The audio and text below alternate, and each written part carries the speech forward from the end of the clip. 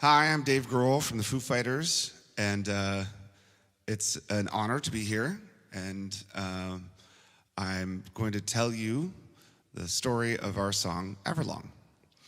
Everlong was written, I think, in 1996, probably in the winter of 96 when we were making our second album, The Color and the Shape. You know, if you've ever been in a studio with a band for a long period of time and you're recording multiple songs, you know, there's a lot of time just sort of sitting around waiting for something to happen. And in that time, I remember sitting in like an isolation booth, looking out at the other guys in the band, waiting in between takes to play. And it was at a studio outside of Seattle called, I think it was called Bear Creek or something like that. Kind of like this weird house and barn outside of town. So I was sitting in the isolation booth waiting to do a take of another song, and I just started playing this chord. Now, I'm not a trained musician, so I don't know what that chord is. I don't know what you would call it. I can't read music. I'm not sure. But I immediately was like, oh, that kind of sounds like Sonic Youth is the first thing I thought. One of my favorite bands of all time, Sonic Youth. I'm like, wow, that's such a cool Sonic Youth chord. So I was kind of playing with it, and then I kind of realized, oh, well, I could do that as well. What's that chord? No clue. Don't know what it's called. Don't know anything about guitar. But I realized you could sort of move it around. And so in between takes, I would kind of mess around with this thing, you know, strum around with it. Now at the time, I was breaking up with a girl that I had been with for a while. So I was sort of in the middle of this intense emotional period. And for whatever reason, the emotion or the feeling I got when I would play this succession of chords sort of touched on whatever that emotion was. So we continued recording. In the meantime, my relationship ended, and I was in a very difficult place. I remember it was right around Christmas. I went back to Virginia, where I grew up, and at this point, the song had sort of evolved into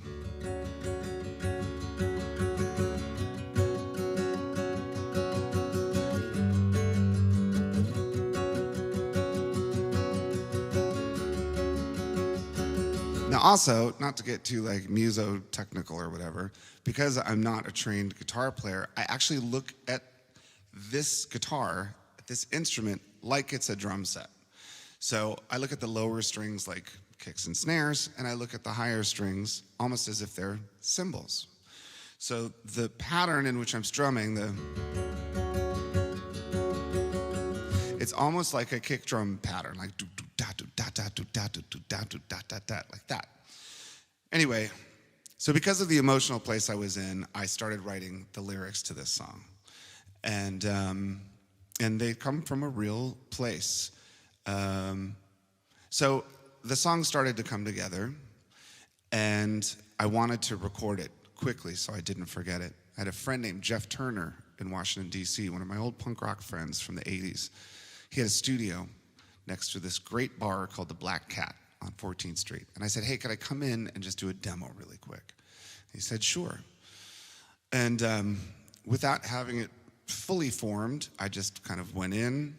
I put down a drum track. I put down the guitars and the bass, and I sang it into a microphone for the first time. And it did seem to make sense. The lyric and the melody at the time where I was emotionally, it all made sense. And I think that that's what songs should be. They should be something that not only the tone or the melody or dynamic of the instrumental, but also the lyric match in a way that it represents how you feel at that moment. I recorded the song, and I brought it back to the guys.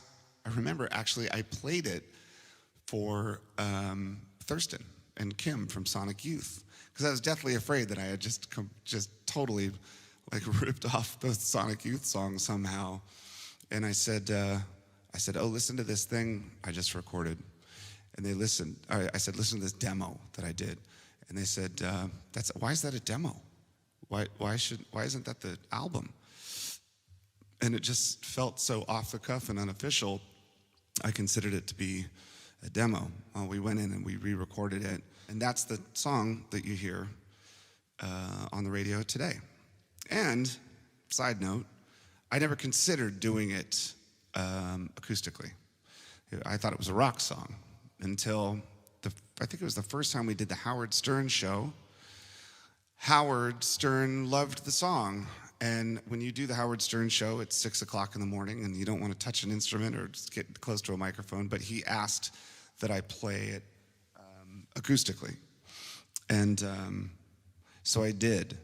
And in a way, it gave the song a whole new rebirth. This is long after it was released, I think, but it gave the song kind of a whole new life. Because I think sometimes when I do it this way, it really does peel back a lot of the bells and whistles and the other noise when it's just the lyric and the guitar and my voice. I think it kind of makes the song feel the way I had always wished it felt. So I'll shut up now.